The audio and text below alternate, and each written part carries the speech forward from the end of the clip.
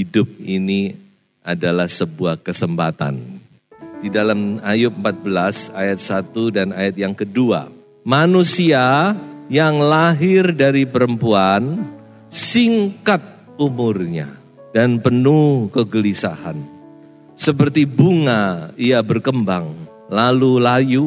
Seperti bayang-bayang ia hilang lenyap dan tidak dapat bertahan. Firman Tuhan berkata, umur manusia itu singkat. Seberapa singkat umurnya manusia? Saya mau kasih analogi gini, saudara. Kita tahu abjad, bahasa Indonesia abjadnya terdiri dari berapa huruf? 26 ya, dari A sampai Z. A, B, C, D, E sampai Z. Itu ada 26. Anggaplah A itu kita mulai hidup. Kira-kira hidup kita ini sampai seberapa? Sampai Z atau sampai seberapa menurut saudara? Bisa nangkap enggak? Ini sedikit pakai imajinasi ya. Kita A mulai start. Kita bisa nggak sampai Z? Kayaknya sulit ya. Umur kita nggak panjang katanya. Ya toh? Kira-kira sampai mana saudara-saudara? Sampai J, sampai K, pertengahan, L, M. Ya terserah saudara, silakan berandai-andai. Tapi saya mau beritahu bahwa umur kita itu ternyata sampai D. A, B, C, D sudah habis. Masih lebih panjang lagu. A, B, C, D, E, F, G. Kita A, B, C, D, habis sudah. Kenapa begitu? Anggaplah A itu kita mulai ada. I am. B adalah born. I am born. A saya dilahirkan. B. Belum apa-apa sudah D. D itu apa? Die, mati sudah. I am born and then I die. Baru lahir sudah mati. Kalau Alkitab lebih cepat lagi. Habis kejadian langsung keluaran. Baru arrival langsung departure. Baru mendarat langsung berangkat lagi. Itu kalau Alkitab saudara-saudara. Habis baru kejadian sudah keluar. Makanya manusia ini kayak transit dikatakan. Tapi jangan lupa D itu tidak berakhir. Masih ada apa? E. E itu adalah eternity. Kekekalan.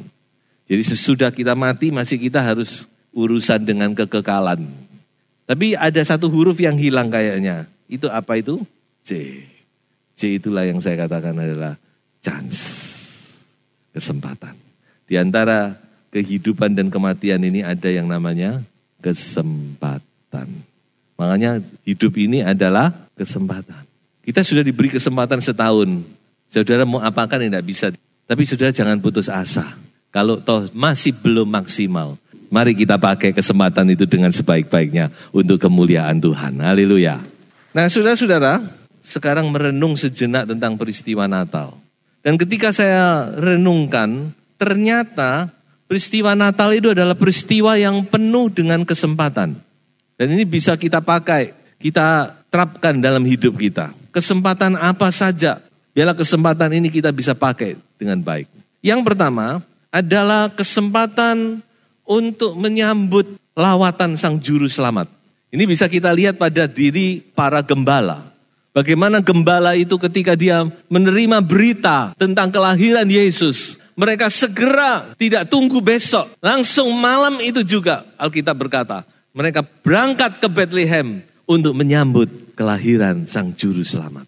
Menyambut lawatan Sang Juru Selamat. Jadi kesempatan yang pertama adalah kesempatan kita menyambut lawatan Tuhan dalam hidup kita. Saya tidak bicara ini hanya untuk orang-orang yang belum percaya. Tentu orang yang belum percaya lebih penting karena mereka perlu keselamatan. Sambut Tuhan kalau ada yang belum percaya. Karena firman Tuhan berkata barang siapa yang menyambut, yang menerima Yesus, ia akan diberi otoritas untuk menjadi anak-anak Allah. Yohanes 1:12. Tapi kata menyambut ini juga mempunyai arti yang luas. Bagaimana kita menyambut lawatan Tuhan? Karena Tuhan selalu melawat saudara dan saya. Apakah itu lewat firman-Nya? Apakah lewat doa? Lewat segala sesuatu? Saya yakin dan percaya Tuhan selalu melawat kita. Masalahnya apakah kita sudah menyambut dengan baik?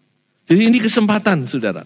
Kesempatan untuk kita menyambut lawatan. Kalau kita kembali ke Alkitab, banyak, saudara, hal-hal yang bisa terjadi ketika seseorang itu menyambut Tuhan.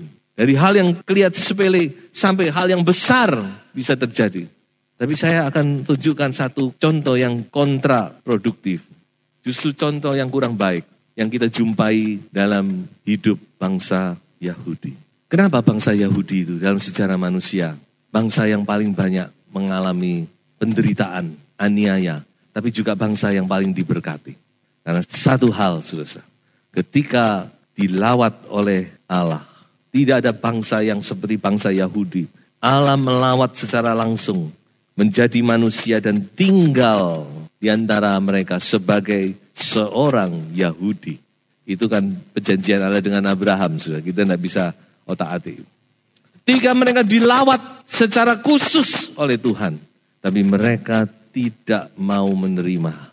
Mereka menolak, bukan cuma menolak, mereka menyalibkan Tuhan Yesus Kristus. Sambil berkata, biarlah darahnya tertumpah atas kami dan keturunan kami. Waduh, berani sekali. Ini perkataan yang terlalu berani.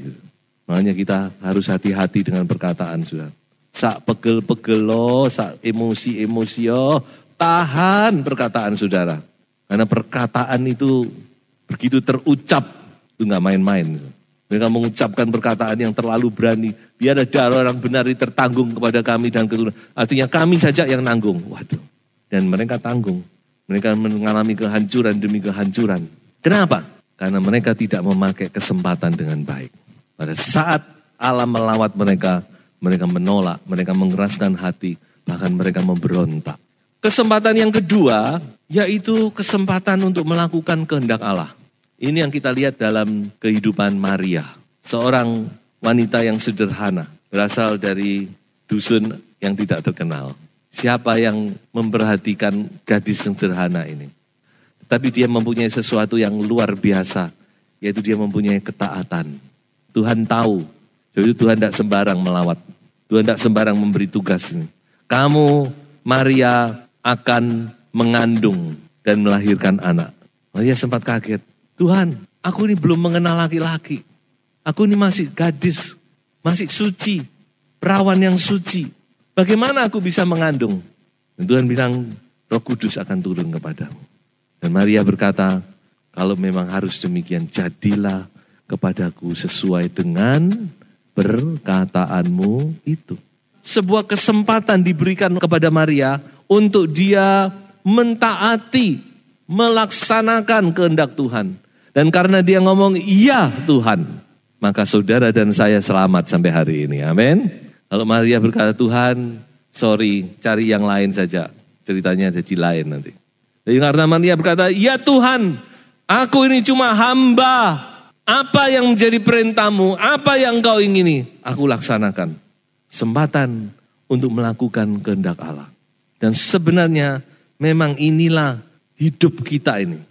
Ya, kita harus mengerti bahwa hidup kita hidup di dunia dan diselamatkan menjadi anak Tuhan, itu dengan satu tujuan sebenarnya. Yaitu supaya Anda dan saya, kita melakukan kehendak Allah. Saudara, jangan berpikir egois. Jangan cuma berpikir dirimu sendiri. Mari saudara mau sadar, kita hidup di dunia ini untuk melakukan kehendak Allah. Amin. Bukan untuk yang lain. Coba kita baca Ibrani 10 ayat yang ke-7. Memang ini ayat nubuatan bagi Tuhan Yesus. Tapi kita sama karena kita adalah pengikut Yesus. Lalu aku berkata, sungguh aku datang. Dalam gulungan kitab ada tertulis tentang aku. Untuk melakukan kehendak-Mu, ya Allahku. Sekarang justru problemnya, apa kehendak Tuhan bagi Anda dan saya? Gitu? Kan saudara akan bertanya, kalau gitu apa kehendak Tuhan? Nah itu yang harus Anda ketemukan. Tiap orang kan masih punya misi masing-masing kan. Apa yang Tuhan percayakan kepada saudara? Pasti Tuhan punya misi. Mungkin misi kita tidak seperti Maria, tidak sespektakuler seperti Maria. Tapi pasti Tuhan punya misi. Pasti Tuhan punya sesuatu yang dititipkan kepada saudara untuk saudara laksanakan. Dan ketika kita melaksanakan itu, kita sudah melakukan yang terbaik. Kesempatan itu kita ambil. Jangan seperti Abraham. Dia kehilangan 13 tahun dalam usianya ketika dia tidak melakukan kehendak Allah. Mulai 86 sampai 99 itu cuma garis kosong, tidak ada isinya dalam Kejadian. Tuhan baik, Tuhan mengingatkan kita bahwa ada kehendaknya yang ingin saudara dan saya lakukan. Amin. Mari kita temukan itu dalam hidup kita masing-masing. Berikutnya adalah kesempatan untuk berbuat baik. Ini saya lihat dalam pribadi Yusuf. Ya, tidak gampang juga loh jadi Yusuf ini. Maria juga tidak gampang, Yusuf juga tidak gampang. Mengapa? Ini namanya orang ya bertunangan, lalu tiba-tiba tunangannya datang kepadanya, aku wis hamil. Yusuf kan tidak mengerti sampai dia sendiri dilawat oleh Tuhan. Lalu mimpi baru dia sadar. Sebelumnya dia tidak sadar. Makanya Alkitab berkata, karena dia masih baik, punya kebaikan. Makanya saya katakan ini kesempatan untuk berbuat baik. Karena Yusuf ini orang baik. Walaupun dalam hatinya dia disakiti hati. Dia mungkin kecewa. Memang Tuhan izinkan. Kadang-kadang kenapa kok Tuhan tidak ngomong dulu sama Yusuf supaya dia nggak salah paham. Kok Tuhan izinkan Yusuf tahu kenyataan dulu, baru di sini Tuhan ngomong, tidak tahu berapa lama kita nggak tahu. Kadang-kadang Tuhan itu mau menguji hati kita, saudara-saudara. Kita ini orang yang bagaimana sih? Itu diuji di sini. Dan Yusuf terbukti dia baik. Karena ketika dia diuji di sini, dia cuma berpikir, kasihan Maria. Ya kalau dia sudah salah jalan, paling enggak aku enggak menjeblos no dia. Paling enggak aku bisa mengcover. Ya sudah, aku enggak siarkan. Karena ini resiko. Kalau Maria ini dijebloskan sama Yusuf, Yusuf enggak terima, resikonya Maria bisa dirajam kalau menurut Taurat. Dia sudah berzina, dia sudah selingkuh sampai mengandung. Tapi Yusuf enggak mau, kebaikan hati. Galatia 6 ayat 10 berkata demikian, saudara. Karena itu, selama masih ada kesempatan bagi kita, marilah kita berbuat baik kepada semua orang. Coba kita berhenti dulu sini. Berbuat baik kepada semua orang. Coba pegang dada saudara. Marilah kita berbuat baik kepada semua orang. Ya, ini kesempatan. Tetapi, nah ini ada yang lebih dikhususkan. Terutama kepada kawan-kawan kita seiman, sesama anak Tuhan. Dan lebih tetapi lagi, itu karangan saya, kepada orang-orang di rumah kita. Suami kepada istri, istri kepada suami. Ayo kita berbuat baik, simple. Berbuat baik kepada saya sebagai suami kepada istri. Kalau saudara istri kepada suami. Tuhan tidak minta terlalu tinggi, terlalu macam-macam. Cuma berbuat baik. Lalu apa yang bisa kita perbuat? Apa yang bisa kita beri kepada pasangan kita? Saudara berikan ketulusan hatimu. Tuhan tidak minta terlalu panjang, terlalu macam-macam, terlalu repot, terlalu sulit, terlalu ribet. Tuhan juga minta jadilah orang yang tulus hati. Ketulusan dan ketulusan. Perbuatan baik. Apa perbuatan baik itu? Ketulusan. Beri ketulusan hati. Saudara silakan artikan sendiri. Bagaimana sih menjadi suami yang tulus? Bagaimana sih menjadi istri yang tulus? Mari saya menantang Bapak Ibu.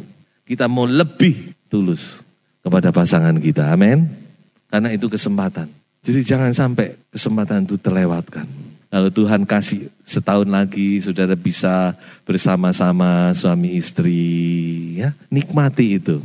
Dan saudara nikmati hidup rumah tangga itu di dalam ketulusannya Tuhan. Amin. Dan yang keempat, memberi yang terbaik. Kita lihat itu dalam kehidupan orang Majus.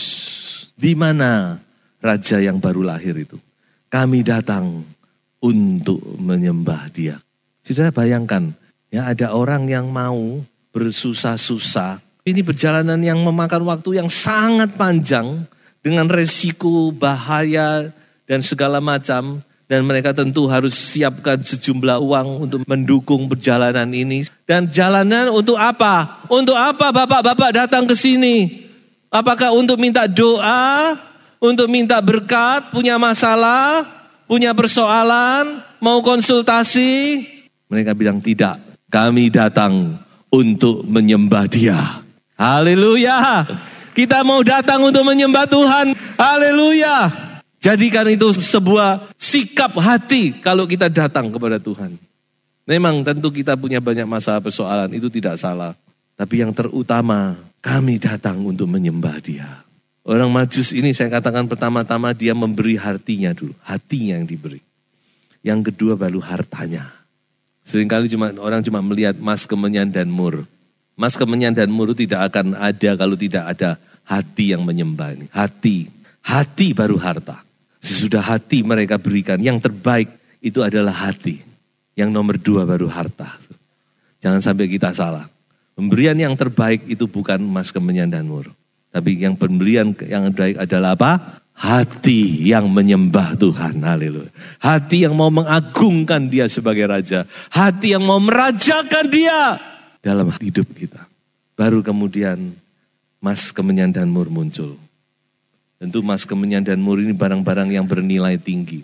Tapi juga punya arti rohani. Saya sentil sedikit walaupun saya tidak ke sana. Supaya saudara punya gambaran saja. Emas itu bicara tentang iman yang murni. Kemenyan itu bicara tentang penyembahan. Kemenyan itu dipakai dalam kemah sembahyang untuk menyembah Tuhan. Dan mur, nah mur ini yang agak sulit ya.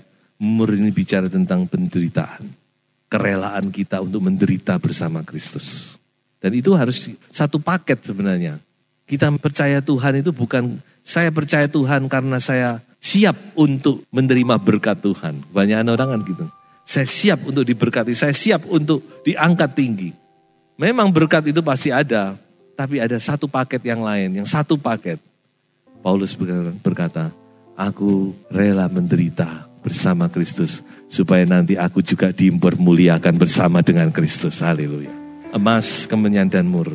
Ini persembahan yang luar biasa di hadapan Tuhan. Pemberian yang terbaik. Tapi saya mau ingatkan bahwa masih ada kesempatan. Mari itu kita pakai dengan sebaik-baiknya untuk kemuliaan nama Tuhan. Tuhan Yesus memberkati.